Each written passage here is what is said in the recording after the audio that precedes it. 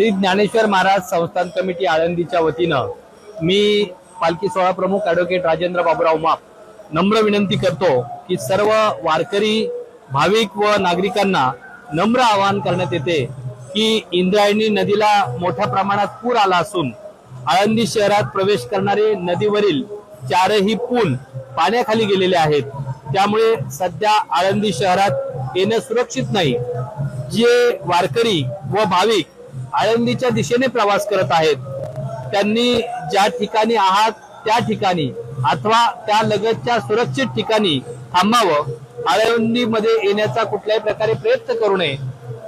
या ठिकाणी पुराची परिस्थिती पाहता आळंदी देवस्थाननं योग्य त्या सर्व दक्षता घेतलेल्या आहेत। महसूल प्रशासन असेल, पोलीस प्रशासन असेल, भाविक भक्त असेल, यांना नम्र आवाहन करण्यात येत आहे की आपण ज्या ठिकाणी असाल त्या ठिकाणी सुरक्षित थांबावं।